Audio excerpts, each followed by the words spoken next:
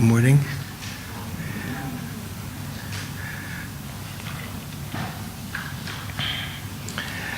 So a lot of you I recognize from yesterday, maybe most of you, yeah? Were there some people here who were not here yesterday? Just a few? Okay, a couple of people.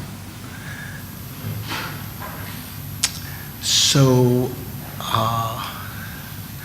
my name, I mentioned yesterday my name.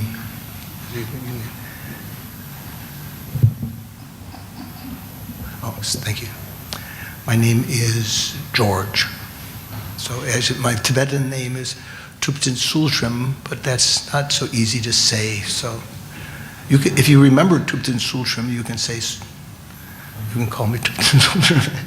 If you don't, George is much easier. Do Singaporeans use George for a name for their children here? Some Georges? Yeah, okay. So it's not an uncommon name. But I bet not many of your parents name their children Thupten Sultrim. So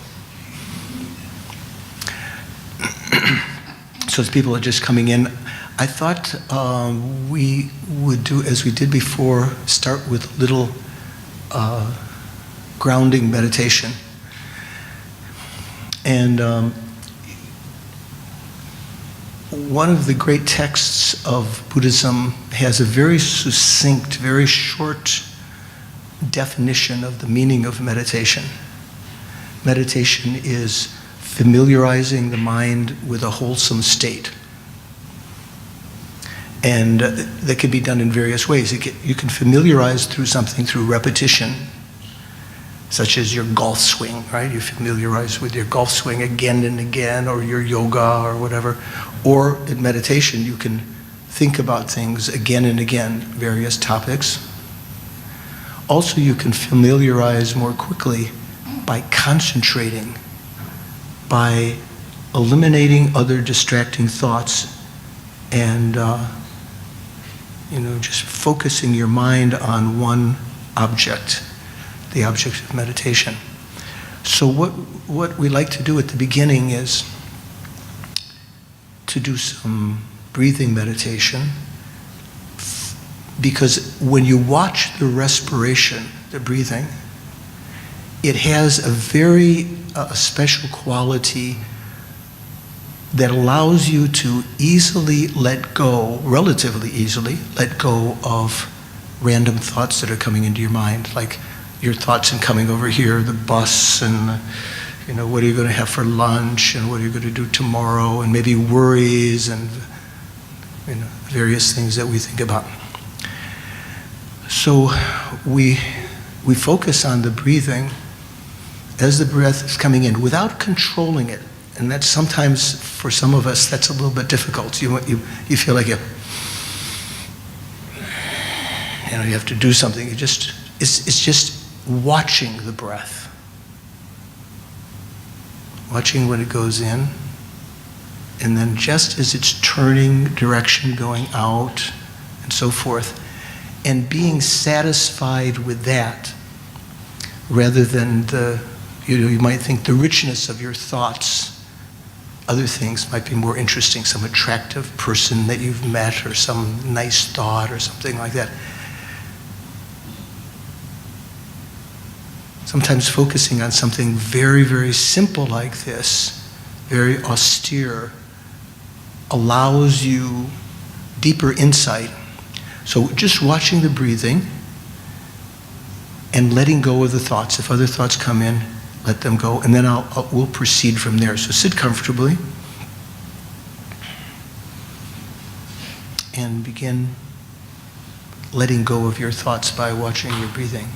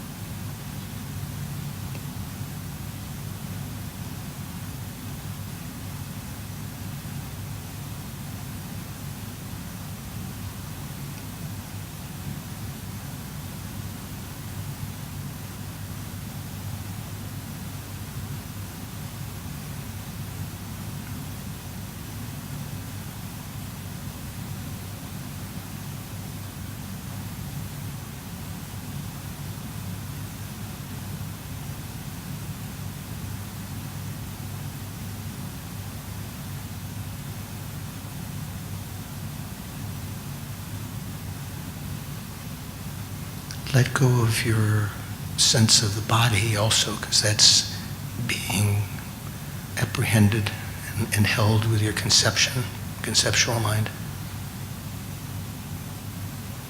Recognize when you're breathing in and when you're breathing out.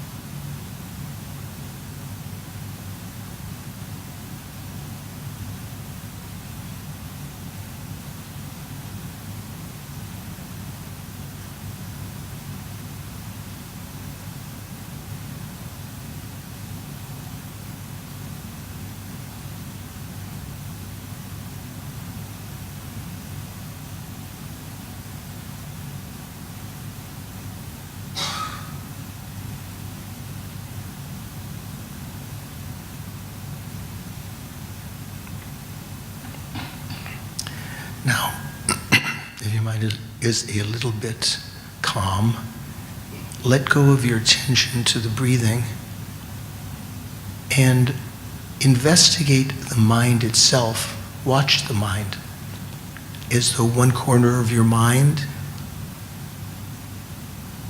is watching what is happening in the rest of the mind. There may be some other thoughts still coming up, some appearance of yourself or your body, or some conversation going on. Recognize those thoughts as transitory, sort of arising within the spaciousness of your mind. And turn your attention away from the objective thoughts, because in a sense they are the objects of your subjective mind. Turn your attention away from the objective thoughts to the subjective mind, as though you were to turn your head around, look back at the perceiver, rather than that which is being perceived.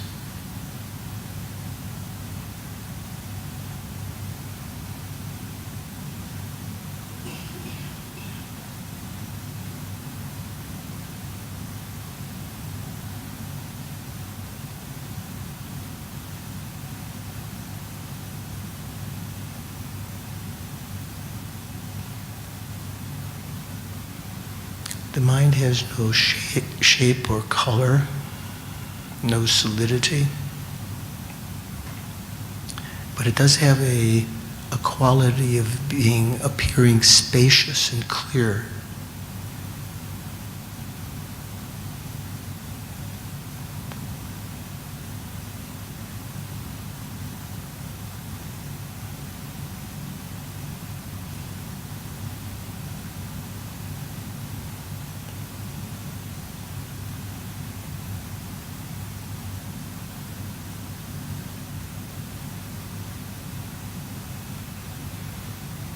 Beyond the temporary contents that come up,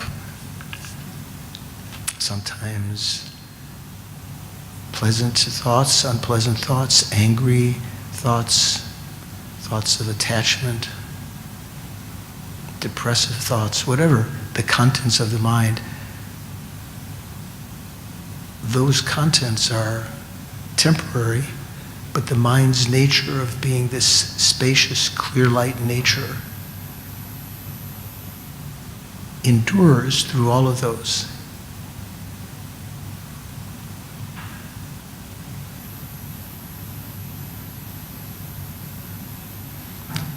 The mind does not obstruct thoughts from coming. It doesn't hold them within itself like some thick, viscous fluid, like molasses or something that you're difficult to get if something falls into it, it's difficult to extract it. The mind's completely unobstructive. So we can, recognizing that, we can get confidence that we can eliminate the faulty states of mind.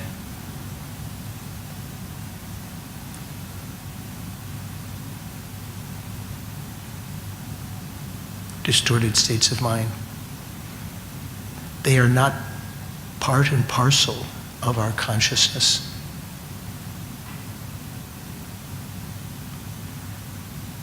And likewise, watching the spaciousness of the mind, you can develop confidence that you can create within the mind wonderful thoughts, happy thoughts, virtuous, noble states of mind that we have only dreamt about till now, or we have thought we were not capable of developing.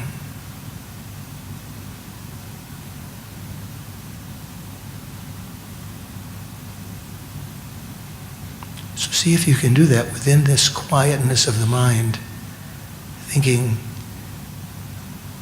that from, at least for this period, the next 2 hours as we're listening to some talk about the Dharma, maybe today, even beyond today, I'm going to try to act not simply for the benefit of the moment,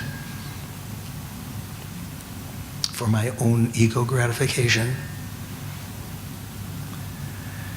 From my own point of view, I'm going to try to work to heal myself, to develop all of my positive inner qualities,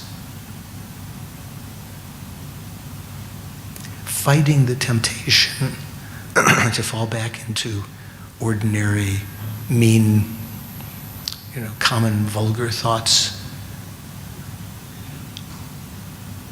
and trying to develop noble thoughts to work for not only myself, but for others, to eventually be able to identify with the plight of others to such a degree that we instinctively place ourselves in their shoes and work for their benefits, what they need.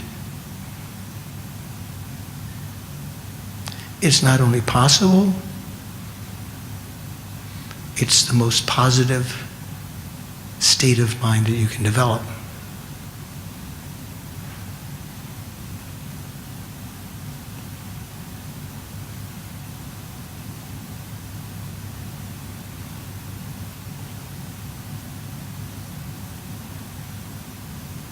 So within this quiet state of mind, think like this. I'm going to participate this morning. I'm going to listen, contemplate what's being said, come up with my own doubts if necessary, clarify them with the speaker if the time permits. But I'm going to listen with an open mind, with the intention not of simply amassing some new information that I can display at a cocktail party or at the coffee shop or with my friends, but to really heal myself. And after being healed, to develop all of my good qualities. I'm going to listen to the words being spoken as though they were medicine, with an open mind, with a childlike mind, even if I've heard the words before, thinking of them anew for the welfare of all beings.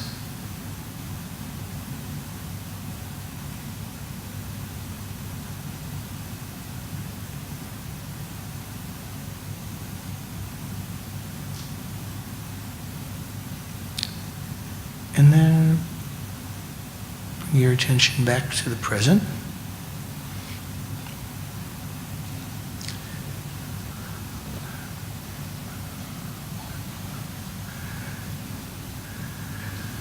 So, anyone have any question or observation about the meditation we're doing? Anything you'd like to ask or add or subtract? How was your meditation? Yeah. No, this lady? Yeah.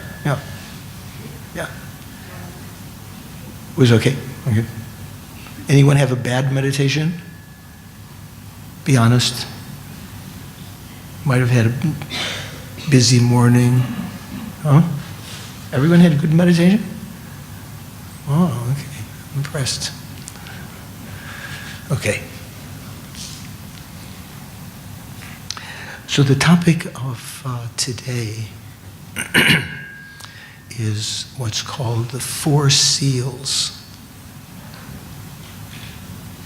This doesn't refer to the Four Seals at the Singapore Zoo. I'm just teasing. The Four Seals. A seal is something that is used to authenticize something, right? If you have a document here in the city, you need to have it authenticized. Sometimes you need to get a notary or a certain stamp or something on it that verifies that this is your birth certificate or your driver's license, whatever it is. So there are four particular topics that specify that a teaching is actually the Buddhist teaching, that certify, if you can find within this teaching if you can find within a teaching anything that contradicts these four seals, you would say that it doesn't qualify to be a Buddhist teaching. You can't say that any particular teaching will teach all four of these topics, any Buddhist teaching. It might specify on one, but it will infer all of these four. Okay, so I'll just mention briefly what they are, and then we'll go into, slowly over the morning and the afternoon, we'll go over the details of them. Have you heard before, the Four Seals? Have you heard? You have, but you haven't. Okay, good. Some. So there are different enumerations. If you study with some of the Theravada teachers, in some of the Theravada traditions, not all, they're enumerated with slightly different words, almost the same, and we'll mention about this later. So from the Mahayana point of view, the first seal is that all compounded phenomena are what? No, impermanent. Impermanent. All compounded phenomena are permanent.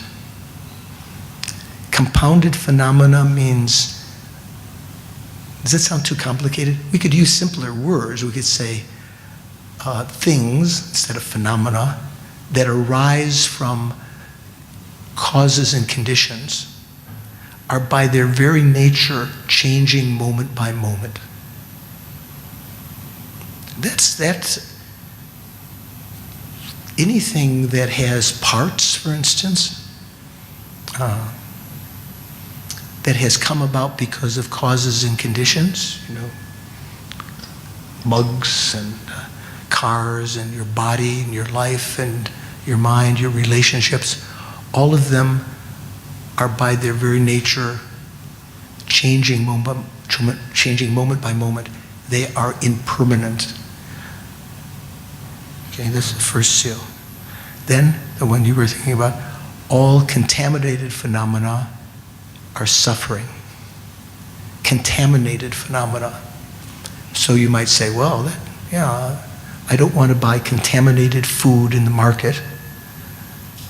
You have an idea what contaminated means, right? Like in an ordinary sense. If you were to go to the market and you don't want to buy that food, it's tainted, it's got some garbage has been spilled on it, or it was exposed to some pesticide or something like that, contaminated. So what does it mean by contaminated phenomena? This is a particular understanding from the Buddhist point of view, having to do with how this phenomena has arisen. If it has arisen because of contaminated karma,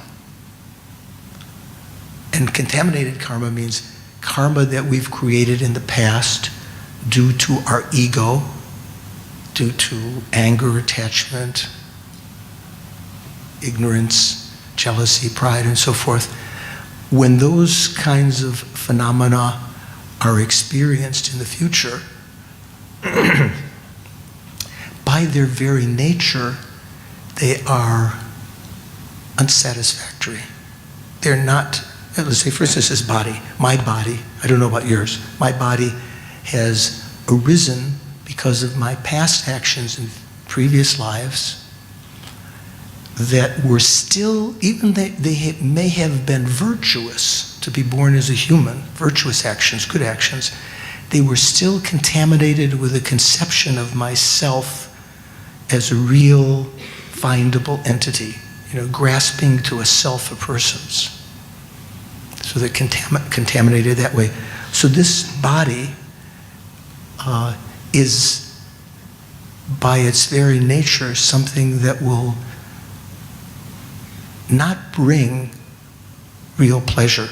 Let's say, for instance, if we were to be attracted to another person, and we're trying to practice the Dharma, and this is becoming an obstacle, to recognize, even if we had, the full attention of that person, their companionship and so forth, that wouldn't lead us, that the contact with them, their body, their personality and so forth, would not lead us to real happiness, because that phenomena is a contaminated phenomena. Don't tell your boyfriend or girlfriend that. You say, excuse me, I'm having nothing more to do with you. You are contaminated. Maybe it's something along the line where you can still, bodhisattvas, our lamas and so forth, we have compassion for sentient beings, but without the expectation that relationship with them will bring our ultimate happiness, because they are of the nature of suffering. Okay, and we'll go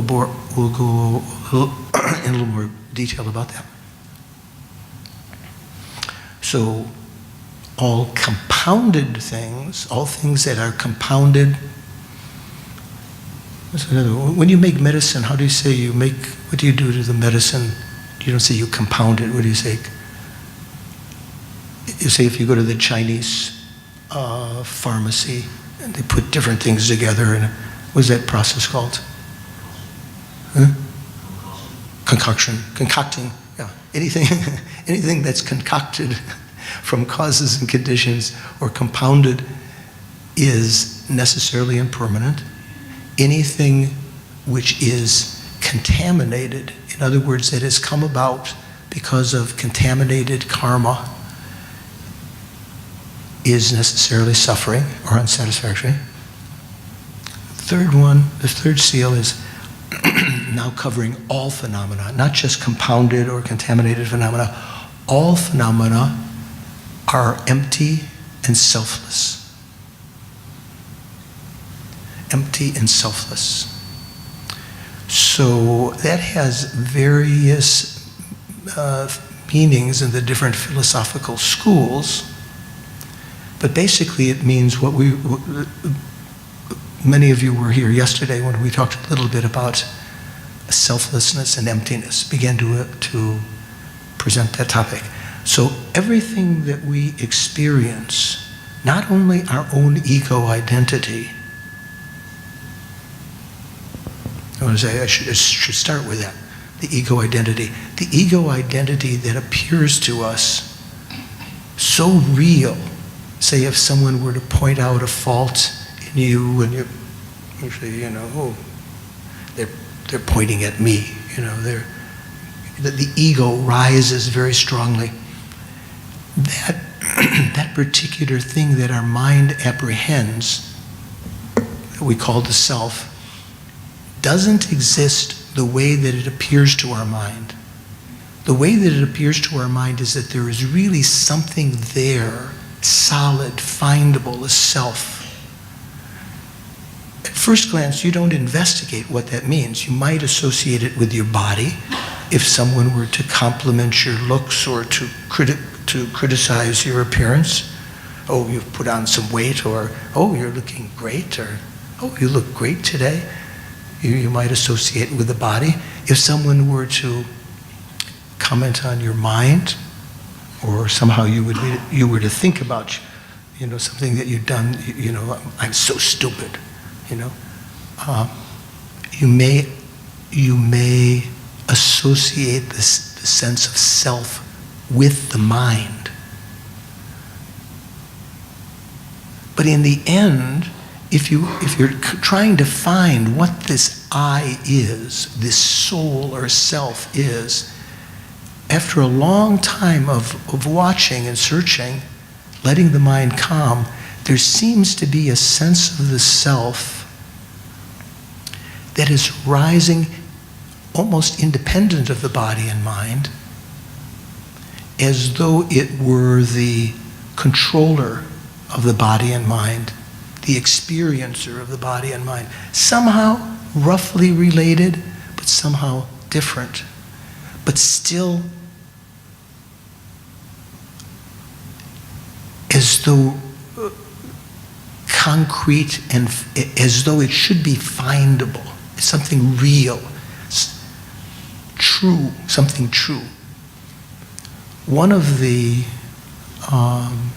when we talk about the word emptiness, we talk about the emptiness of true existence. So although this self appears to our mind to be true, and it also appears many other things, it appears to be somehow existing, not simply named, it seems to be existing from its own side, as though it's out there, findable, or in here, findable.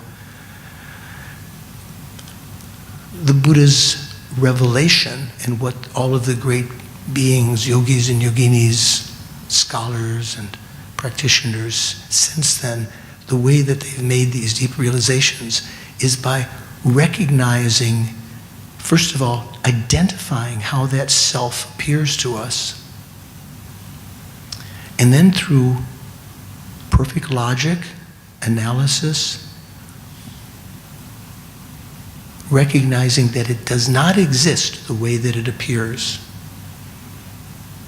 and using the examples, some of the examples that we gave yesterday, like the fact that sometimes a reflection can appear to be something, but it is devoid of what it appears to be, right? Like the reflection of yourself in the door of the big Hilton hotel. You see your reflection out of the side of your eye, and you think there's someone over there, and you look and you were completely fooled. It appears to be one thing, but is empty of that. Well, even looking in the mirror, we know generally that's not our face in the mirror, right? Our face is here, not there in the mirror. But sometimes beings are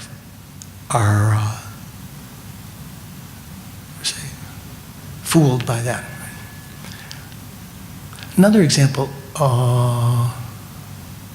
Rainbow. Sometimes rainbow looks like it's out there somewhere, right?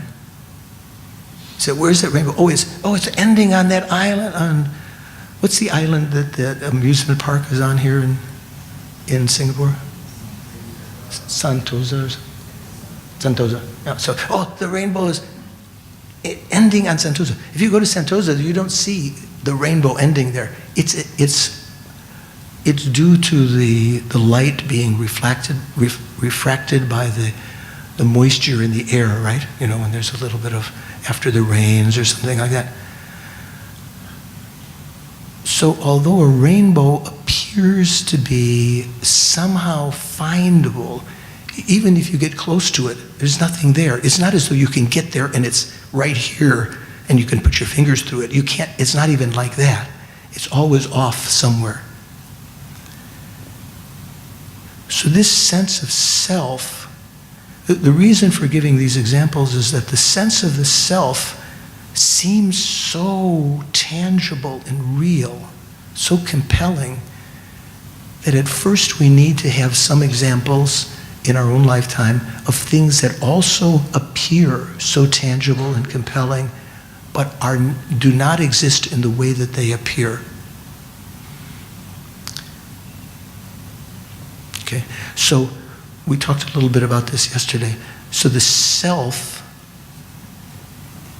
although there is a self that exists, it is much different than the way that the self appears to our mind. The self, you know, when you when you investigate for who you are, the self, that tangibility, that findability of the self seems to be something there, whereas the way that we actually exist, conventionally, relatively, is something completely more rainbow-like. Simply the name, the concept given to our body and mind. Is there someone named Derek here? Is that a common name in Singapore? I was just thinking of the name Derek. So say Derek. If Derek was his imagination here, there's a Derek sitting right here. So Derek might think in his mind that there is a real Derek somehow who's the owner of his body and mind, tangible, findable Derek. But the only Derek that conventionally exists is the Derek that we can, by common consensus, agree, oh, this is Derek. Derek is the person who has that particular body, has a little dimple on his cheek, his lip is this way, he drives this kind of car, or he's married to this person or whatever. We can identify that particular body and mind as Derek, but if you look within the body and mind, you can't find what you might intuitively think is there. There's a real Derek, a real essence of Derek. There's nothing there. Derek is just a concept given to the body and mind. And on that level, that's the only way that Derek exists. That's the only way a person exists. So, although there is a person, let's call him Derek, he is empty of the sense of a tangible person somehow existing within his body and mind. That's the sense of selflessness or emptiness of the self. So in this third seal, we said all phenomena, all things are empty, and selfless. Even the Buddha is empty. The Buddha, let's say for instance, let me ask, is the Buddha impermanent? Yes, I'm asking. Yes, Buddha is impermanent. Okay, what about the Buddha's? I'll just, because she's an older student, I can see if I can catch her and something. What about the Buddha's nature body, the Svava Vikakaya? That's the emptiness of the Buddha's mind, right? Is that impermanent? That's permanent. But you said Buddha was impermanent.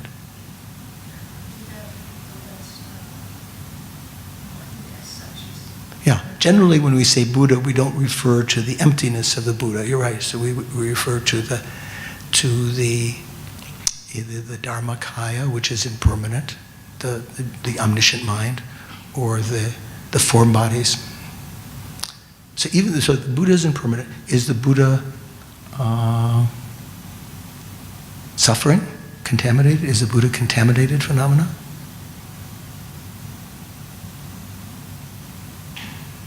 No.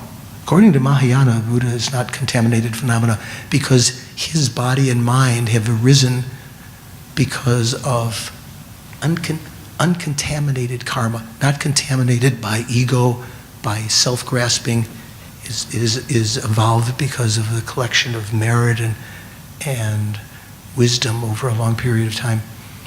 So, is the Buddha empty? Yeah, the Buddha, everything is empty. Even emptiness itself is empty. So you might say, oh, that kind of devalues, if the Buddha is empty, who wants the Buddha? You know, you have to realize what empty means. It doesn't mean that it's empty of some good qualities. Do you ever use that expression colloquially to say, oh, that person is very empty. They don't have any deep qualities. Vapid. That's not the sense of emptiness here. Emptiness is denying something which is not really there, but appears to be there. So to have the wisdom of emptiness is a very valuable, very constructive state of mind to have, because it sees things as they really are. It sees that all phenomena are empty of existing from their own side, as though they could be findable. The ramifications of emptiness are very difficult to grasp at the beginning. And it is said that it can be dangerous to make assumptions about emptiness, to kind of play around with it thinking that you understand, in the same sense that without having skill, picking up a snake. If you pick up the snake from, let's say, the tail, poisonous snake, the head may come around and bite you, right? You have to be very skillful to know what to do. You have to, maybe, I'm not expert in snakes, but yeah, maybe you have to grab near the head, by the neck, if you call that the neck, and how much the neck is, so that it can't bite you. So it's said that emptiness also has to be approached gradually, not to make, don't make a lot of assumptions right from the beginning. Just try to get a general idea at first, and then as time goes on, to refine that understanding of emptiness. Okay? So, all compounded phenomena are impermanent. All contaminated phenomena are suffering. All phenomena are empty and selfless. And the fourth seal is nirvana is bliss. Have you heard that before? Nirvana is bliss. So, or let's say the highest kind of contentment that you can have. What does nirvana mean? I mentioned yesterday a little bit.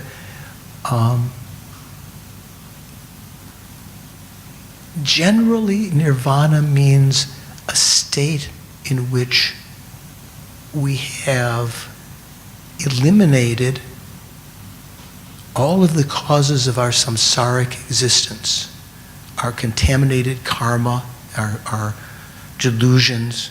A person who's achieved nirvana is is called an arhat.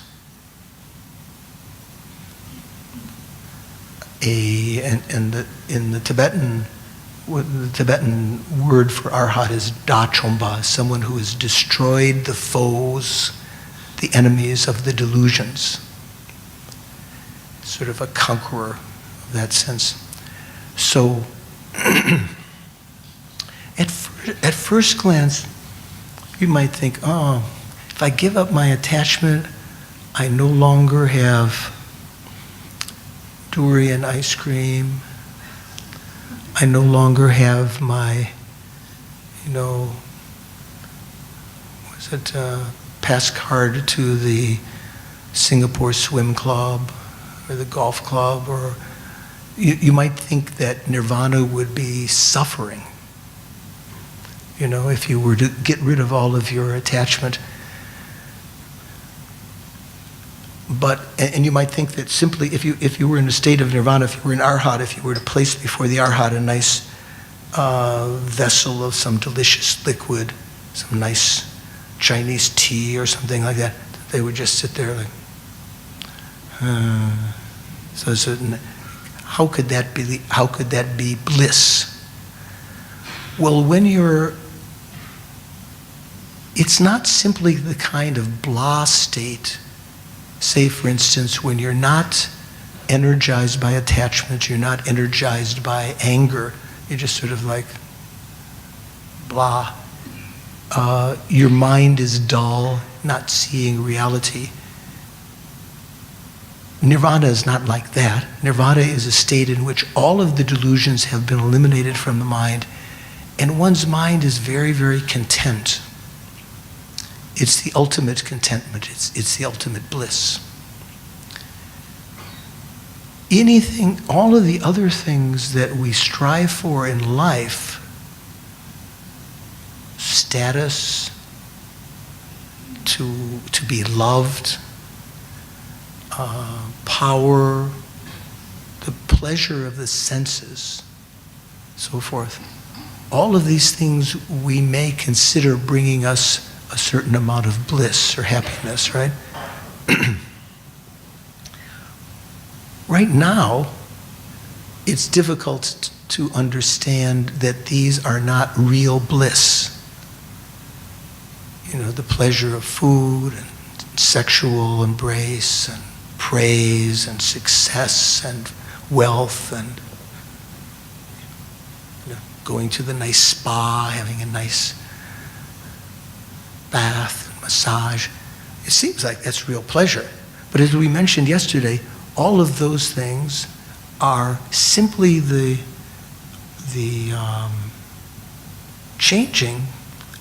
exchanging of one suffering for another. Right now I've got a muscle. In the last couple of days I have a muscle cramp. So I was thinking, I have to find someone who can give me some massage, a shiatsu or some good Chinese deep massage, And so if I were to go there and at first suddenly the pain of this shoulder, I can feel right now, starts to go down, I might think, oh, that's real pleasure. Oh, wow, that's real pleasure. But if the masseuse were to continue pounding on my body, after a while, I would recognize it as suffering.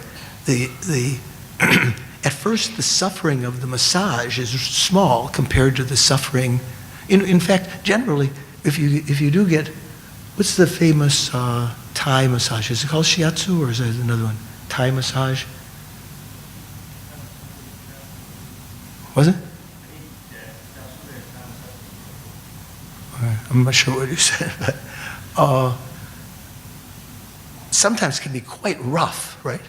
But at first, because the pain that it's countering is so intense, the muscle tension is going down, you don't mind the pressure because the tension in your muscle is going up. But once that tension in the muscle goes down, you recognize the pressure of the massage is real pain. You've just exchanged one suffering for another, right? Or when you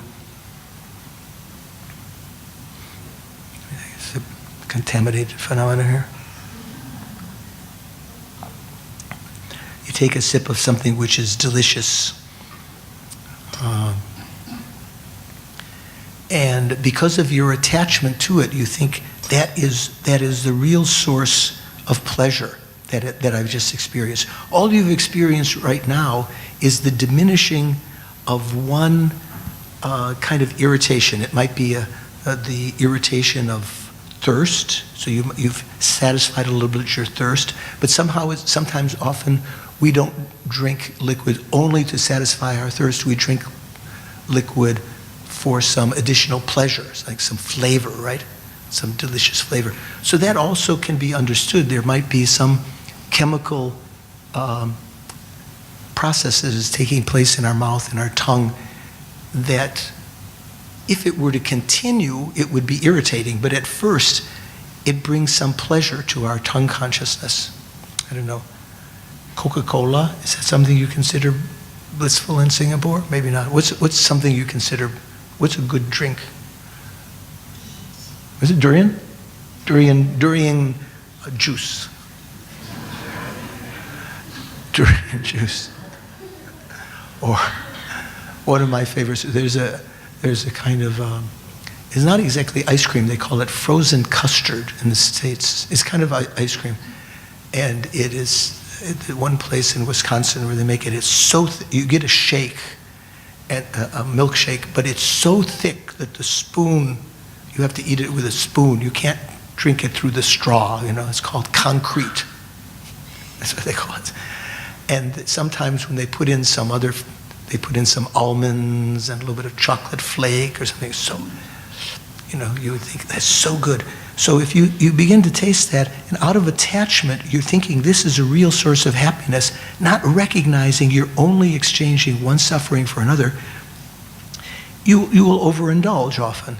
And you eat too much, you drink too much, and you recognize afterwards some suffering, that it has changed into obvious suffering. Even if you stop short of that, you weren't finding real happiness, you were just finding relief. Like this. If you have a very bad toothache, another example like the pain of the muscle and having the shiatsu. Say you have a toothache and it's really bothering you and someone gives you a good pain reliever tablet and you take that. After 5-10 minutes you start the pain of the toothache begins to go down and you say, oh wow, I feel so good. Actually, do you feel extra specially good then? I mean, probably not. It's just that with respect to the pain that was there before, that pain has been reduced to such a point that you label that bliss. Actually, if you then thought, oh, let me give another one of those pain relievers, maybe 2 or 3, and people do this, don't they? When they overdose on drugs and things like that, thinking that the first dose has brought them some, has reduced some anxiety in their life, then if they take some more, they will even be more blissful. So to recognize this particular phenomena, that the ordinary things that we strive for in life, they do bring relief, and if you treat them in that way, that's a skillful way to treat them. Relationships with others, the amount of money you have, just enough, good. You don't need, sometimes more money causes more problems and doesn't bring real pleasure. Okay? Status, possessions, and so forth, all of these things we invest in our minds, we imagine them to be the source of pleasure, so out of attachment we're striving for them and we waste the incredible opportunity of this life, what we could be doing with this life. Finding these icky-picky, I couldn't say it right because of my throat, icky-picky. Do you know what that means? Real small. Do you have an expression like that here? Icky-picky. Some really small, trivial kind of happiness. What? You're thinking of trying to find some word. So we waste our lives not striving for those things that will bring the real bliss, like nirvana. We don't strive for nirvana. Nirvana is the actual state of bliss. Nirvana's bliss is not something that if you experience that longer, that it diminishes or it changes into suffering. Nirvana is actual bliss, whereas durian is not. Or concrete milkshake is not. Coca-Cola, chocolate, whatever. Okay?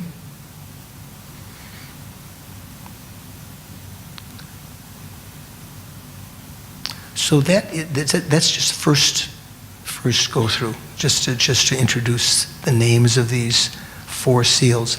So there are, if you were to check other doctrines, if you were to read the Bible, or you were to read the Quran, or the Bhagavad Gita, or the Vedas or something, they may have great truths within them, but you can find often within them statements that contradict these four seals, so they would not be considered to be accurate portrayals of the Buddhist doctrine, right? Something that can be certified as Buddhist doctrine, say for instance, would have to be something that did not contradict the doctrine of emptiness, that all phenomena are empty. Whereas in the Christian Bible, there's an understanding of the soul as being real, you know? So that would also, I think in all of the Abrahamic religions. So I'm not saying that that doesn't have some efficacy in their own practice, in the practice of those religions. I'm just saying you would not consider then teachings that taught that the self and the soul was eternal and real. That such a doctrine would not be capable of teaching you properly the Buddhist doctrine. That could not be sealed. That's not something that would be qualified to teach you about Buddhism. Okay. So, going back to the first one, all compounded phenomena are impermanent. So what does impermanent mean? We have a general idea. Impermanent means something that doesn't last, right? It may disintegrate, it may change. In general, from a Buddhist perspective, there are two levels of impermanence. There's what we call gross impermanence and subtle impermanence. Coarse impermanence and subtle impermanence. Gross, coarse, subtle. So it's important to differentiate between these. Gross impermanence is something that we can perceive with our senses, with our eyes, say for instance, when we notice that the ice sculpture that was brought for our child's birthday party is melting in the sun. I don't know if you have ice sculptures. Do you ever have that for a birthday party or some kind of party? They make some sculpture out of ice. So if it's on the mantle, it's out in the yard there, and the sun is shining, and you can, over minutes, you can start to see it melting. Okay, that's an example of gross impermanence. Or if you were walking on the shore and part of the cliff above you falls off. That's an example of gross impermanence. We see growth. Say, for instance, cars have an accident, they're damaged. Before the car looked pristine and nice and shiny and no dents, now it's bent. That's an example of this change that we call gross impermanence.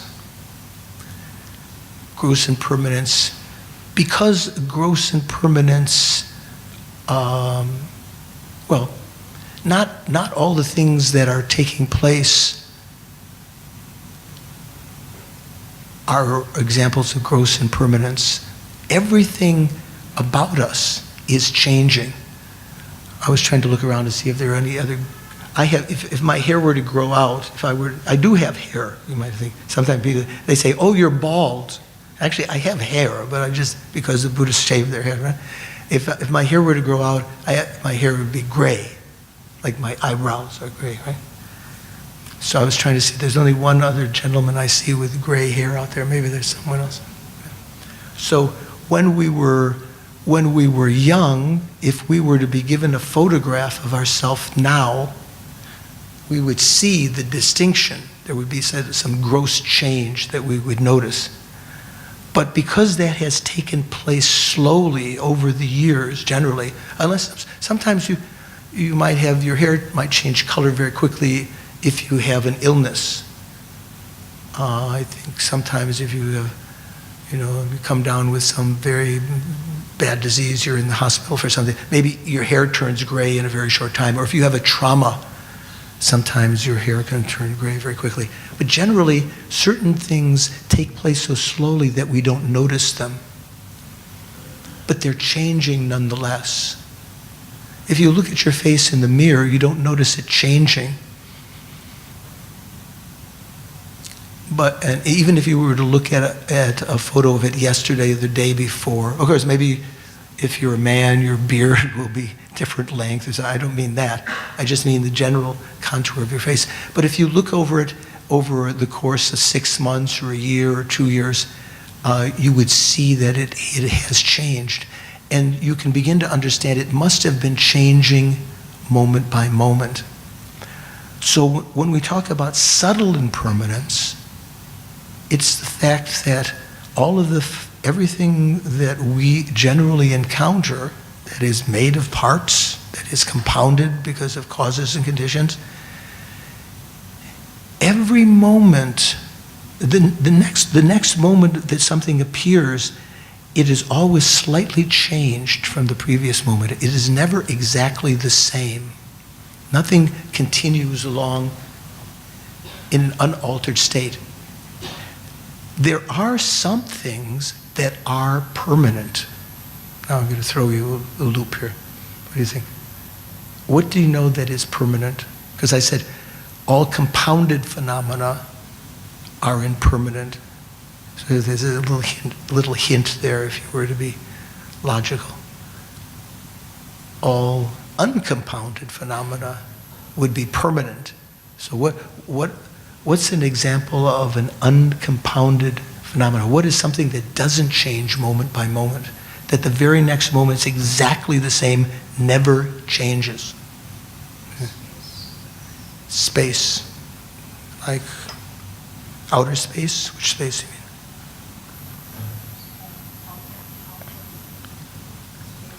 Outer space? Like when we talk about going up with a rocket into outer space. That space doesn't change? I'm not sure. So when we talk about space, what's Tibetan for space, do you know? Do you know the Tibetan word for space? Namka, right? Namka. So what's the Sanskrit word? Is that Indian lady that was here yesterday? She's not here again today. Akasha, I think Akasha is a word for space. So there's different kinds of space. There is the space that we see, like in between me and you, where we say, we sense there's some space. Something clear, And we can kind of infer that there's space there because, and not just a glass wall, because someone may walk by between us and they walk without any obstruction. We say, oh yeah, there's space. I see space. What we see is not the uncompounded space. So outer space, that's not the uncompounded space. Uncompounded space is something that you perceive with a mental consciousness. That you know, it can correspond to this space, to the same area where that space is. Space is the absence of some obstruction, obstructing contact. Saying it that way, space is the absence of something. We're saying it as a negative phenomena. Space is the lack of obstructing contact.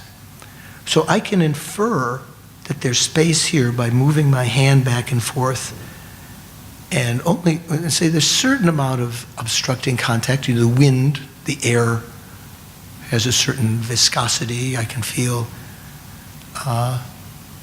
But in general, I can infer then, I can't, looking here, I might think I see that space, but that's not the actual space that's being explained here that is permanent. The lack of obstructing contact. Let's say this was a solid rock, and I can move this rock around because there's space around it. So there's no obstruction. I can move the rock, right? What about where the rock is right now? Here's the rock. Is there space in that, I say space, is there space in that volume where the rock is? That location where the rock is? Is there space there?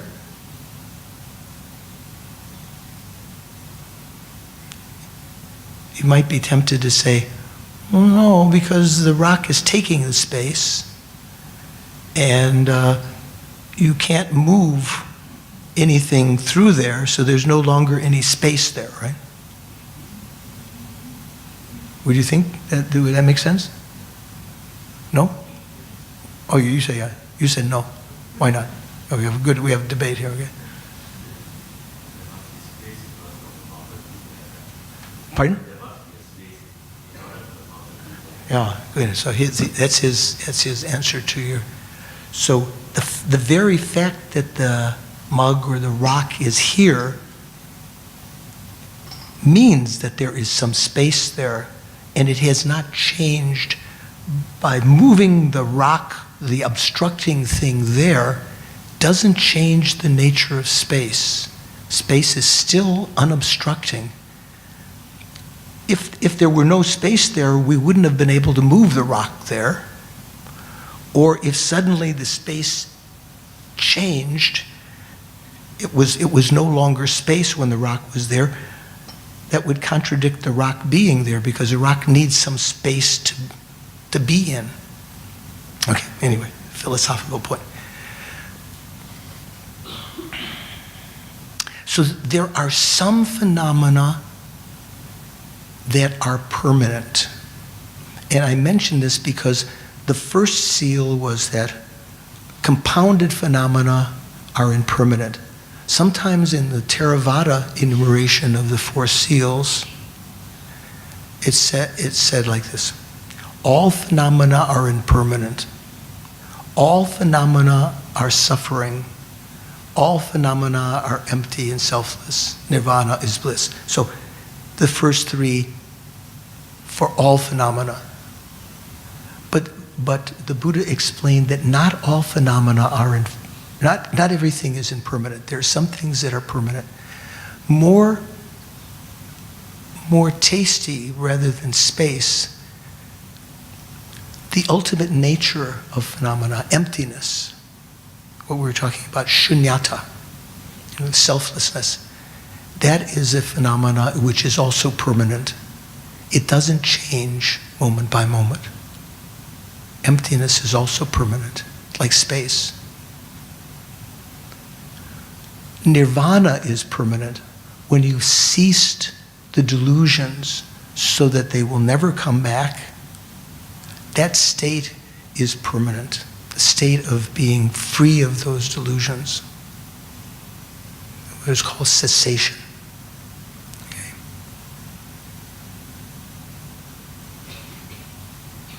So when we talk about impermanence, we say that there are two kinds: gross impermanence and subtle impermanence. In order to realize, so let's say, very, very powerful realization to have, understanding to have, is the understanding or realization of impermanence. If you have a deep understanding, a realization of impermanence, my teacher Lama Yeshe used to say, it's like an atom bomb to destroy our problems, our unsubdued mind, our unhappiness. Ultimate atom bomb to blow up our delusions is the realization of emptiness, selflessness. Right? That's the true path that we talked about yesterday when we were talking about the truth of suffering, the truth of the causation of suffering, the truth of cessation, the truth of the path. Truth of the path was the realization of emptiness that will bring about the truth of suffering.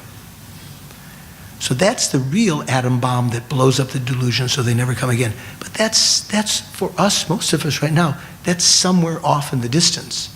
That's not something we can utilize directly right now, the realization of emptiness.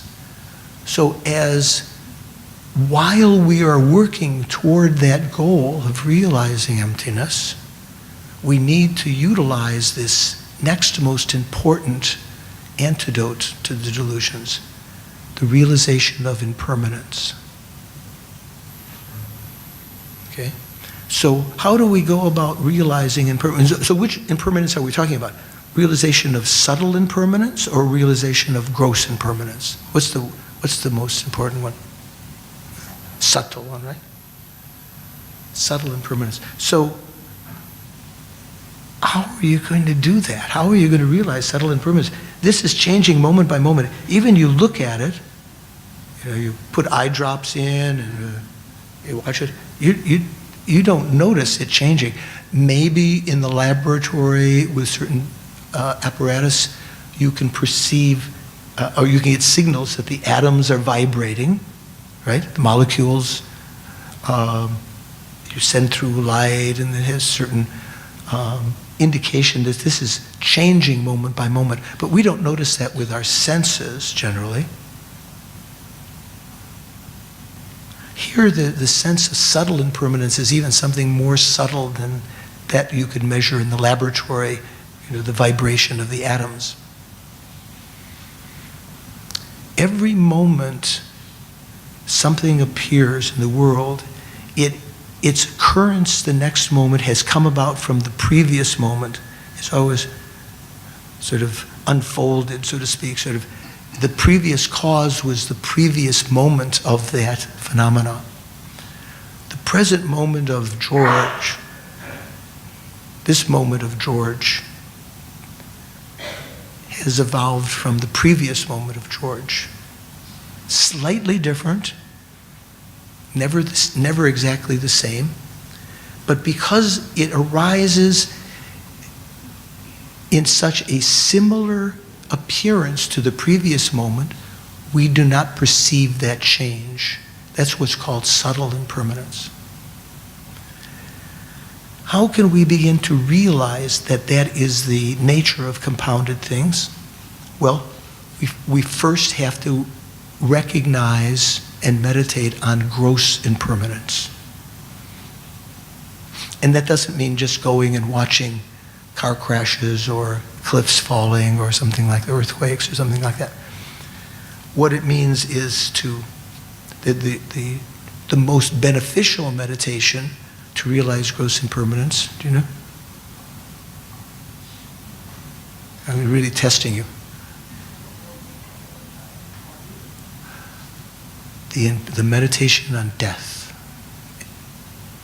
In fact, when we begin to study the stages of the path, one of the first meditations, besides after guru devotion and the preciousness and utility and rarity of this life of leisure and endowment, perfect human rebirth, the next thing we usually meditate on is death and impermanence. The reason is that we want to be able to realize subtle impermanence, but to realize subtle impermanence, we first have to realize gross impermanence. And the most beneficial example of gross impermanence, the most beneficial thing for our meditation, is to realize we ourselves have to undergo gross impermanence. We ourselves have to die.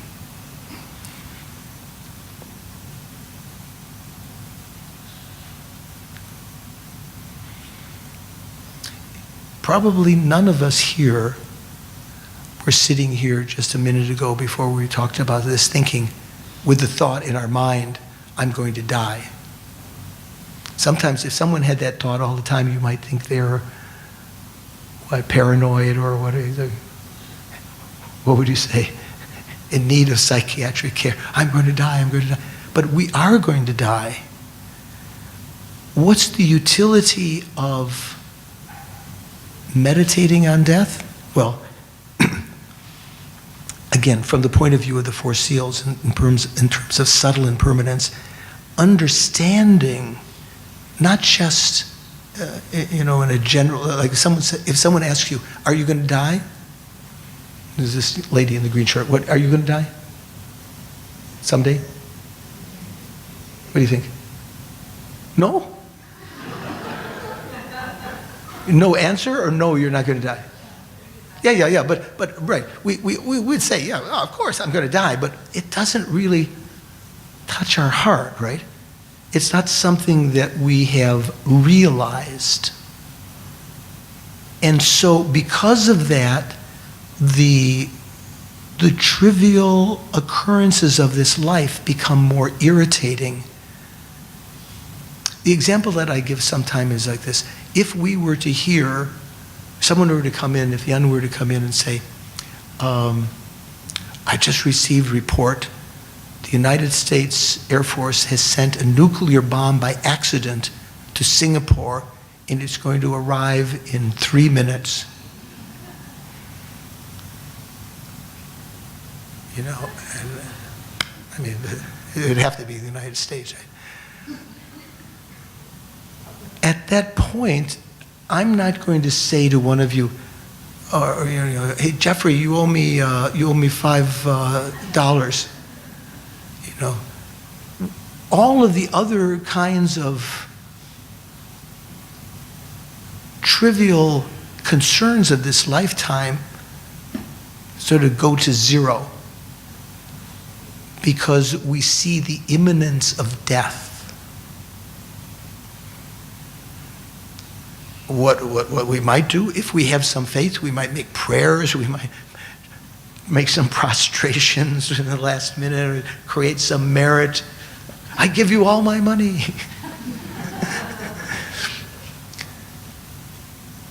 If we had an understanding, a realization of death, the inevitability of our own death, and the fact that it can come at any time. There's no certainty it's going to be sometime, another 20 years, 30 years, 40 years, 10 years from now. It could be any time. It could be today.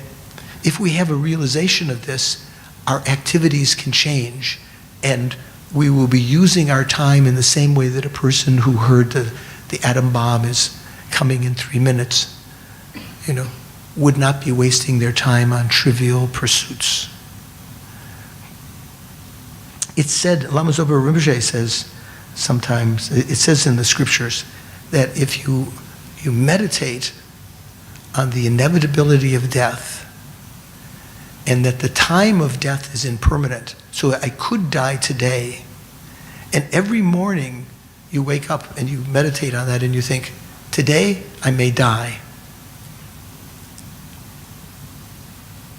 For many, many years you may be wrong, right? You may live through that day, and the next day you live here, but that day you practice Dharma because you thought, I may die today, no time to waste. But there will become a day when you're right. The person who wakes up thinking, I will not die today, I may not die, I will not die today, they may be right for many, many years. But at a certain time when they die, they're wrong.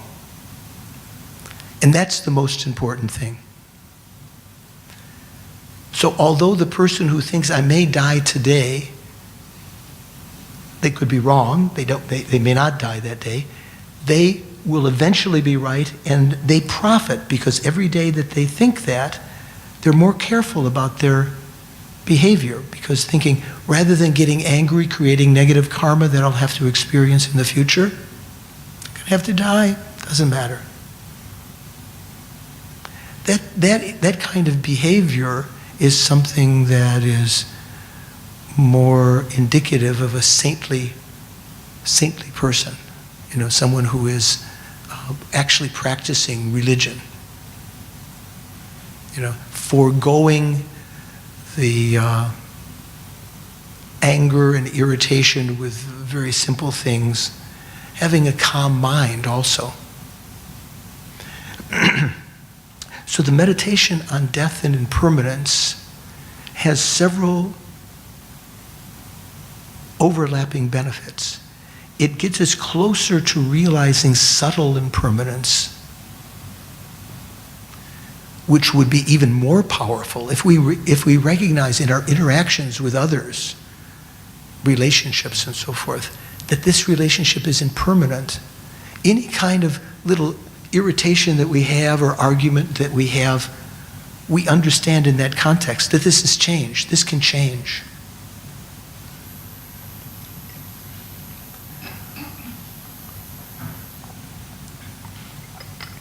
I think almost every time that I've come to ABC, I've told this one story. So if you've heard this story, if you've come to talks before, you've heard this story before. When I was a teacher in Beirut, Lebanon, in I think 1972, a friend of mine had been arrested by the police. He had had some harebrained scheme to be sending back contraband to the United States, and he'd been incarcerated in this prison in Beirut. And I went to see him after a day. He was a very good-looking guy, so he had been already, by this time, he had been physically, what's it called, molested by some of the other principals. In the prison sometimes, not just out of anger, but out of attachment, maybe because he was attractive, there was some sexual, kind of molestation also. So I came to see him outside in the courtyard. There were these bars. They brought the prisoners in. You could see them one at a time. And I came up and I said, "How are you? How are you doing?" And he said, "This too will pass." That's a phrase that we had ourselves read in the texts of some Sufi masters that we were reading at the time. This too will pass. This is a phrase that you find in a lot of literature that's talking about impermanence, right? If you have that understanding, even though my friend was undergoing this, not only being incarcerated, but being molested, tortured, or sexually molested, just to know that this will pass begins to calm the mind. You're not holding on to, even though you may not think, if you were asked, will this torture go on forever, you might not say it will go on forever. There's an assumption in the mind that this is unending. So just to realize that, to understand that this will pass is of, something, it's like a Dharma realization. It's utilizing the Dharma as a refuge. We take refuge in the Dharma to alleviate our suffering, to protect us from suffering. So it helps to alleviate some of the states of mind that are causing problem. So how can we get familiar? How can we meditate on death and impermanence? Well, there are many methods. One, a very simple way, is just to imagine ourself right now growing older into some of you are, who's the youngest person here? Anyone in their teens? No one's in their teens, are they? 20s? Any 20s? No, you're not 20. You put up your, oh, that you were just, I thought you were saying you were 20. You were 30s? Some people 30s? No, come on. Not all of you are over 30. Someone's in their 30s, right? Huh? 40s? Okay, I thought you were, no one was, 50s? 60s? 70s? I'm in 73. 80s? Coming.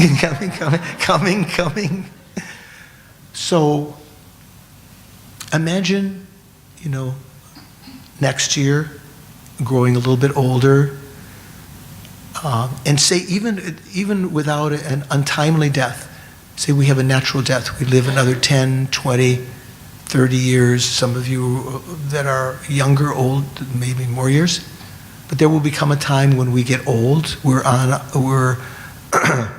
becoming frail, and let's say it's a natural death, there's not sickness and so forth and so on, but we're becoming more weak. Our senses, first our eye senses degenerate, just as many of us, that's usually the first of the senses that, even in the gross sense, distant sign of death. Sometimes in your 20s or 30s, you need to wear glasses, or younger. Then our ears, our hearing begins to go, even our smell and taste, so that food no longer brings the pleasure that it once did. It's just like blah. But that's not your case, because you still enjoy durian, right? You still smell the durian. I think even a person on the moment of death would smell durian here and think about it. So that may be the only exception. So you can imagine that and see that is something that's going to happen. And at that point, all of the possessions that I have, the money that I've accumulated in my savings, my bank, my possessions, my house, all of that has to be left behind. I can't take anything with me. This can help, although this is an ancillary topic, the fact you can't take it with you is not immediately addressing impermanence. Still, it helps to understand the significance of impermanence. There's a famous expression in the Buddhist teachings that at the time of death, a beggar and a king leave exactly the same way. The beggar cannot take his or her begging bowl and staff. The king cannot take his crown or queens, or, they leave exactly the same.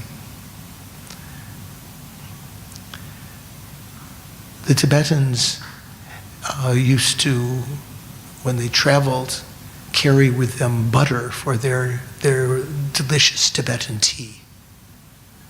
Have you had Tibetan tea? If you have, you may not say it's delicious, but anyway, they like it. You've had Tibetan tea, right? Butter tea, yeah. I say Tibetan tea that's always Tibetan butter tea, yeah. So they would carry the butter on the horses or the mules or the yaks from place to place in containers that were covered with leather. And sometimes when they would open that up and they take out some of the butter, there would be a yak hair, or the female of the yak, the dree. Let me ask you a question, just so you know something very worldly, not a dharma realization. So what kind of butter do they put in Tibetan tea? Cow butter? Yak butter, right? She said yak butter. That's the famous animal, the big furry animal with the big horns. As one of my teachers used to go like this. The yak is the male. So the female is called dree. So it's the butter in Tibetan is mar. So they say dree mar. When Westerners come and they say, "Can I have some yak butter?" The Tibetans kind of laugh a little bit. It's like asking, "Can I have some bull milk or bull butter?" The male of the cow doesn't produce milk or butter. So sometimes when they would find a hair in the butter and they would pull it out, and it would come out completely without bringing any butter with it. It would just slide out. And they say, like that, like taking the hair out of the dreamar, out of the female yak butter, we leave this lifetime without taking anything with us. What we do take with us, the only thing we can take with us, are the karmic instincts that we've deposited on our continuum, on our mind stream, so to speak. The good and bad karma, that's what will go with us. Possessions, all of the things that we hold ordinary, mundane people hold as most important, none of that can be taken with us.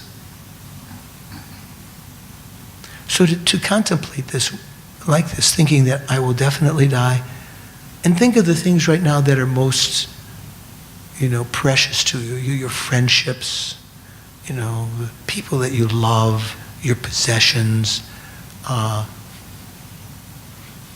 your status, your reputation.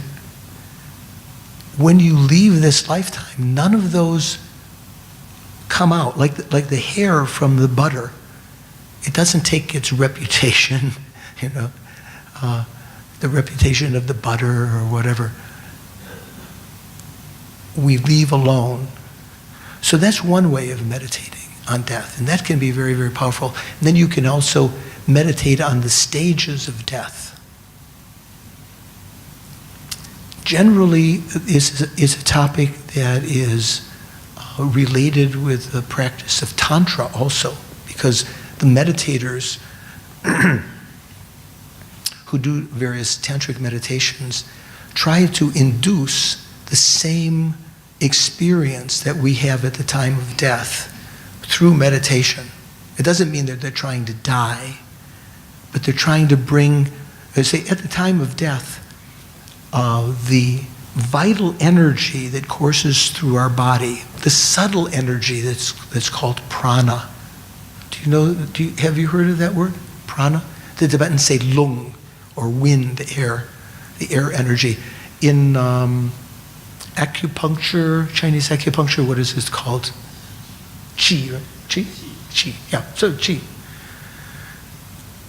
The qi which acts as the support of our senses begins to absorb back to the core of our body, to the center chakra of our body, the heart chakra, successively. And in a normal death, in a death which is not induced by sickness and so forth, it comes in a somewhat regular fashion.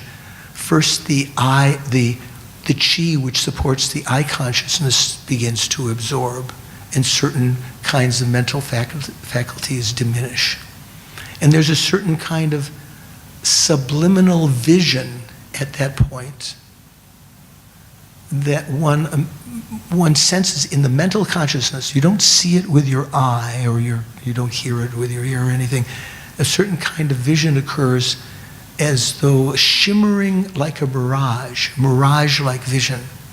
So the meditators, even though this will take place at the time of death, some meditators are able to actually induce that by their own yogic meditations, bringing the chi toward the heart chakra.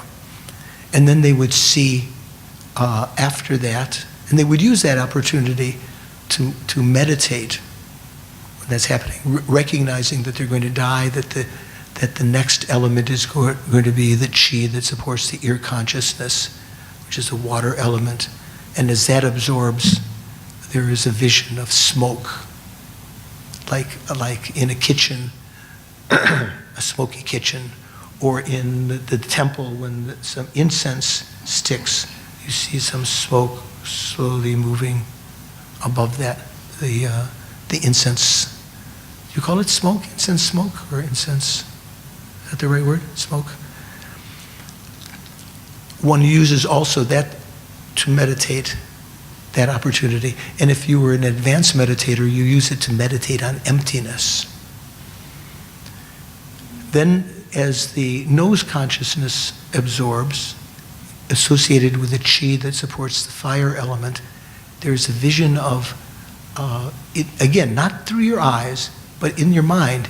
If your mind is not preoccupied by other things, like fear and so forth, the meditators who are doing this and can meditate at the time of death are looking forward to this process. They're not afraid, they're not worried about other things, losing their family and their possessions. They're just aware of this. There's an appearance of as though sparks after an anvil, after a piece of iron has been pounded on the anvil. Do you know what I mean? Sometimes sparks come up and this, or fireflies. I'm not sure what they're called in Singapore. We call in America fireflies, the little insects that give luminescence at night. What do you call? Glowworms? Glowworms, they fly? Glowworms fly? Sort of like that. And then one meditates that now the fire element is absorbing, I must meditate on emptiness. And then as the tongue and body consciousnesses absorb, which are associated with the air element, there's a vision of like a dying lamp or a dying candle. Not the flame, but if you were to say, you know the Tibetan butter lamps? Do we sometimes have on the altar here those butter lamps? Or maybe you have, sometimes you've seen temples where they have the clay bowl with some oil and a little wick. You're familiar with what I'm talking about? So when, just at the moment that is dying, there's a little efflusion of light, sort of bluish glow of light that sort of indicates the end of that lamp is about to take place. Otherwise, it's been sort of a constant yellowish white light. But at the end, there's that light. So that kind of vision takes place as the chi that supports the air element absorbs. And the meditator would recognize this and remind themselves that they are nearing the actual death. They must meditate on emptiness. And then there would be successively, as the various elements of the body, an element from the crown begins to descend to the heart chakra, a white element they call white bindu. There is a vision to the mental consciousness then of a very spacious, not emptiness itself, but a kind of empty vision pervaded by a white vibration, like when the moon is full. You're not looking at the moon, but you look at the rest of the space, there's some kind of whitish vibration in the space. A little bit like that. And recognizing that this is a very, very subtle mind now that must meditate on emptiness. Then the red element that abides at our navel chakra begins to rise, ascend to the heart chakra. And because of that, the vision now is a more subtle spaciousness pervaded by a copper reddish color, like the color of the sky and some nights when the sun sets. There's kind of a reddish glow. What does they say? Red sky at night, mariner's delight. You know that? Red sky in the morning, mariner's warning. Maybe you have the different words, something like that. So that kind of glowish, that red kind of glow. Then finally, when the two drops meet at the heart, one is almost ready to be pronounced dead. There is a vision that's even more subtle than the white and red visions. No longer there's any vibration of white or red, but it's beginning to be more and more dark. They call it the dark vision, the dark near attainment, almost ready to attain the clear light of death. When all of the winds, all of the chi, all of the prana has absorbed to that heart chakra, at some time, the body within which that has been encapsulated, the white and red drops separate, and the most subtle mind that we exist will manifest. At that point, all of the gross minds that we have now, our eye consciousness, ear, nose, taste, touch, our mental consciousness, our thinking, all of the gross consciousnesses are absorbed. They no longer are present. And only the core, subtlemost mind that will continue from this life till the next is manifesting at that time before it leaves this body, before the next rebirth. And the meditators who are very proficient can actually observe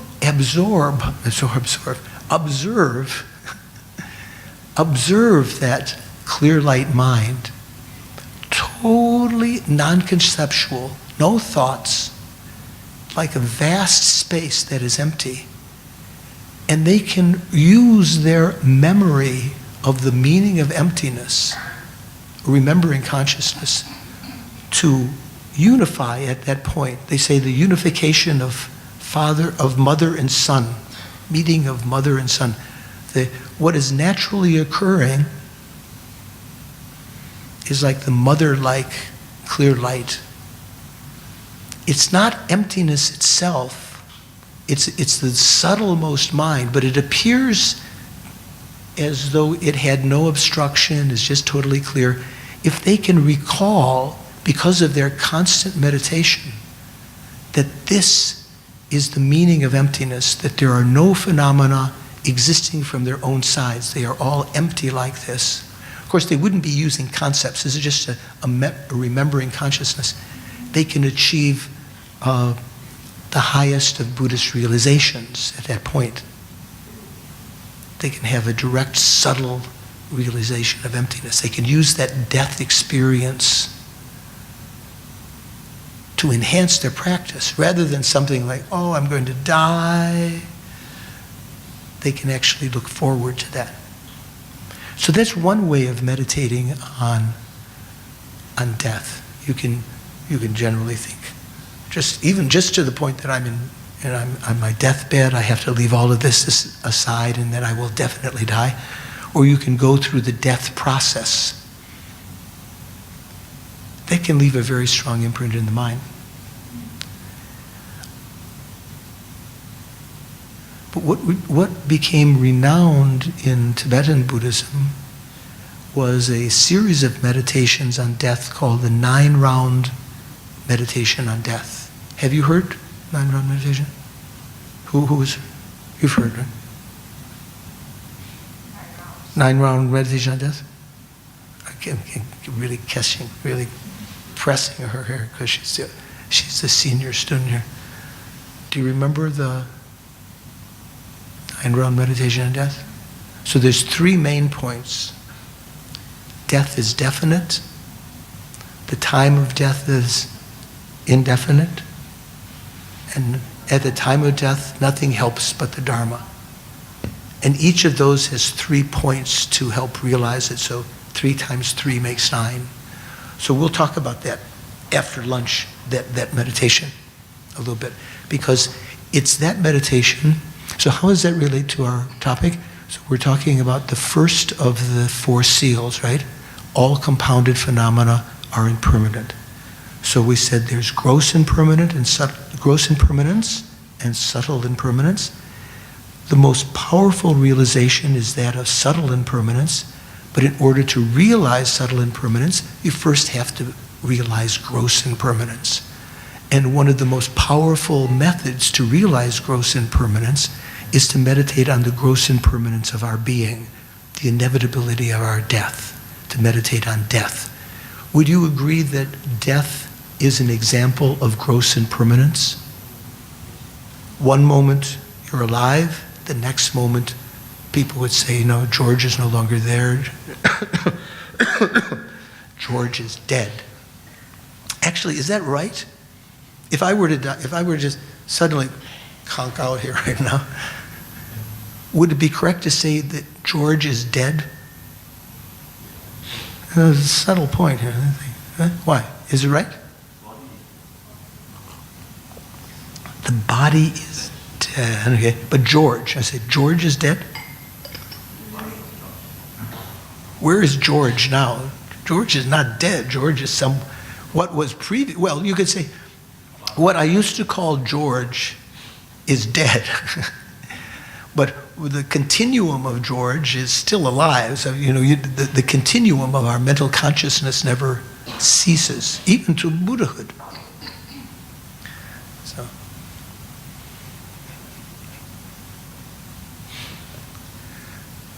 there's a debate. The reason I mentioned that there's a debate in Buddhism about between the Theravada and the Mahayana.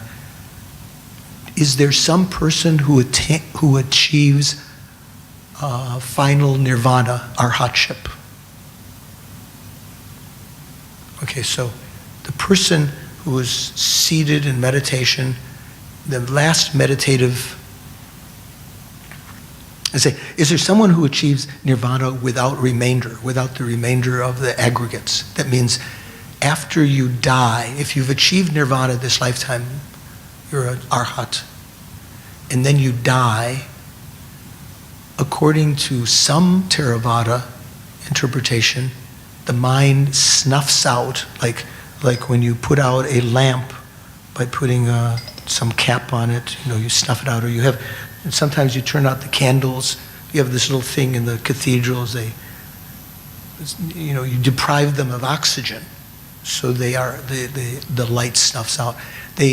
Some of the Theravada interpret the meaning of nirvana to be that, the snuffing out, so that no longer is there any consciousness and the person no longer exists. That's not the Mahayana interpretation at all. In fact, many of the other, not just the Theravada. Theravada is one of the Hinayana schools. Many of the other Hinayana schools said that that's not correct, that something continues. But say, under the assumption that the person no longer exists after that, who achieves nirvana without remainder? Or without remainder means the state of being in nirvana, but no longer having connection with the body and mind. Well, the next instant, when you're dead, if there's no longer consciousness, there's no longer a person. So there's no one who has achieved that state of nirvana without remainder of the aggregates. Anyway, just leaving some seeds when you hear about these things in the future. Some of this may make no sense to you now. Someone mentioned to me yesterday that they were listening to, or the other day, they were listening to Geshe Chuni's teachings, Geshe Rinpoche, who's now in Kopan, right?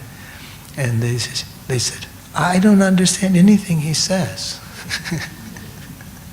I don't know if she meant didn't understand his accent or the content, I said, don't worry, because even you don't think you understand anything right now, you leave imprints in the mind.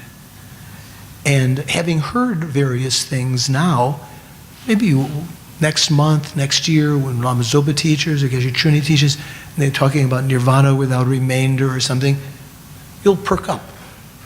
Because you'd heard that word before, and now you'll fill in some details. It's always very, very useful to hear the teachings.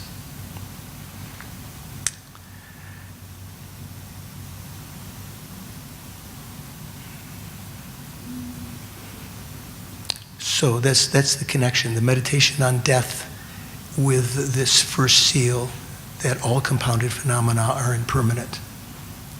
And I'll just reiterate before we do a dedication and then we take our break for lunch. So these four doctrines, you might say, are indicative of the Buddhist doctrine. If you were to find a text which contradicted any of these four so-called seals, you would have to say that that text did not qualify to be encompassed within the Buddhist canon. Why is that important? Because it would not be reliable for your study of Buddhism. It might still be reliable for other things. You might, it might be very valuable for your study of Christianity or Islam or the Vedic religions or Zoroastrianism or whatever. But it wouldn't be a valid text to use for Buddhism. So the four seals were all things that come about because of causes and conditions are impermanent. And within that regard, we mentioned that there are some things that are permanent. Not everything is impermanent. Sometimes in the Theravada tradition, they say all phenomena are impermanent. But that's not the case. There are some things that are permanent. All phenomena that have come about from the contaminated mind that's grasping to true existence and self-existence. We say contaminated.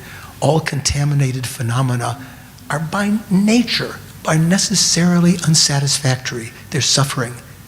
All contaminated phenomena are suffering. So if you sometimes you think, oh, I didn't get what I wanted, I didn't get that person's friendship, I didn't get the prize, I didn't get this.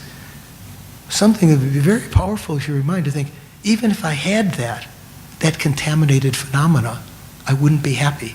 I wouldn't be really happy. It might bring me some temporary relief. And who knows how temporary. Sometimes it's so temporary. You get something you really wanted and then it turns into the opposite. Then you have to be with that person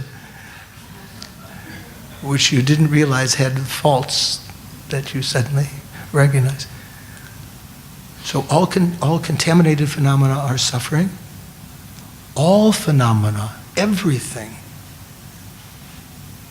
are empty and selfless. So it means our self, the outer phenomena, and that understanding of emptiness is something very, very,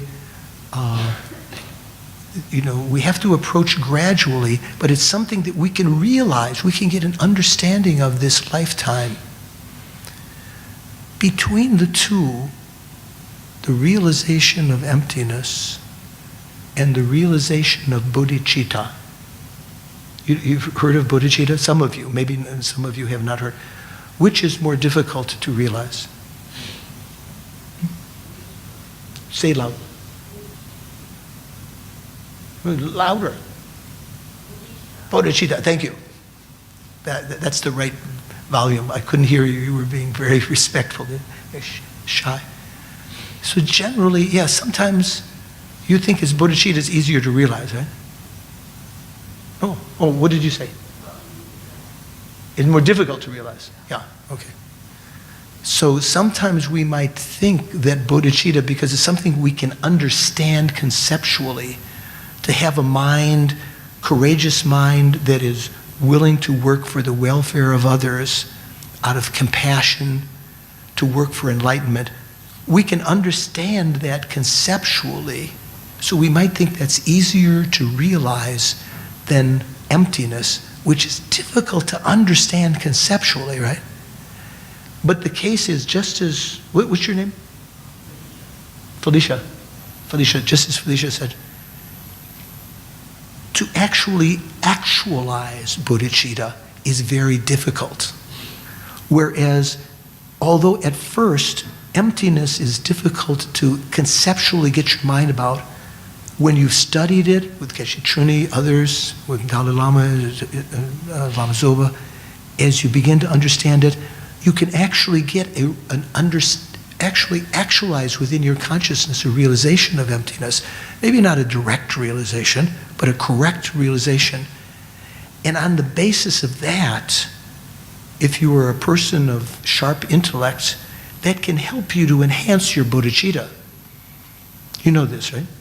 Because if you realize there's no self here, this self that I've always been cherishing more than others doesn't exist at all the way that my mind has been apprehending it. You can even develop the mind that begins to associate with the entirety of sentient beings rather than identifying only with this body and mind, if you have an understanding of emptiness. So, we're going to continue after our lunch break. Let's just take a couple of minutes to calm our mind again and to dedicate the virtuous energy, the virtuous karma that we've created this morning. So begin by watching your breathing.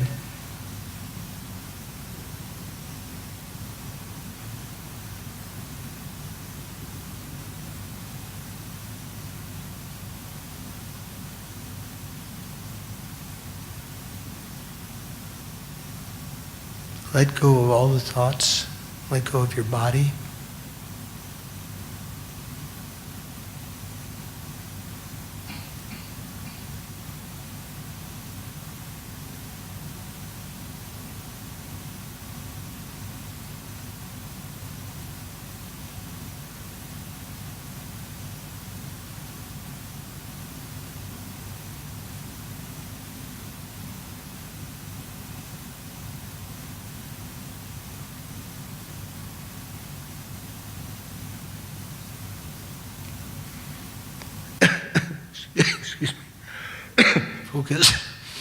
Focus your attention.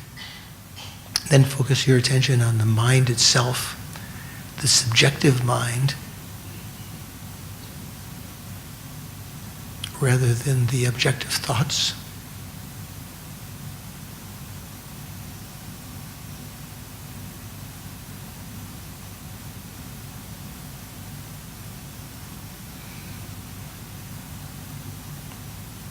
And think this is my potential.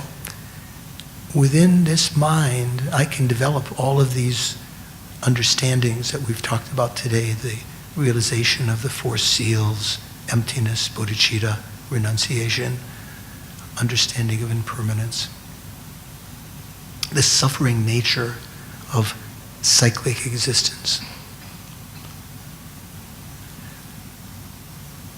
How wonderful that would be if I could manifest those realizations within my mind. And I can. One of the cooperative conditions, one of the necessary conditions for that fundamental condition is to create the karma that I have done so today. I've created virtuous karma, listening to the very topics that I'd like to make realizations about. Due to these merits, in whatever way that they ripen in the future, may they become causes, the cooperative conditions for me to make these Dharma realizations, renunciation, impermanence, realization of bodhicitta and emptiness. As a result of that, may I practice the Bodhisattva path and quickly become enlightened to solve all of my problems, to be totally blissful, like the meaning of nirvana. Nirvana is bliss, enlightenment is bliss.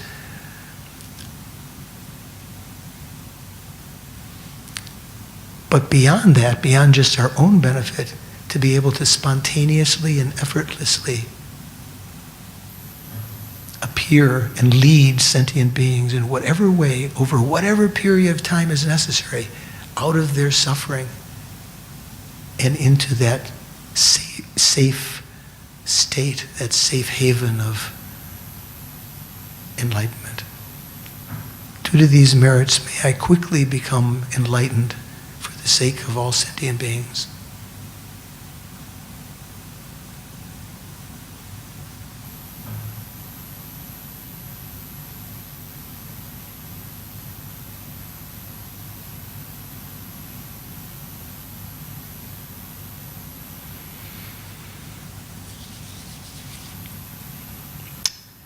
Thank you. So good. We just, according to that clock, we're just on time. I don't like to keep over. So remind me, is it 1:30? Do we be getting it? 1:30, right?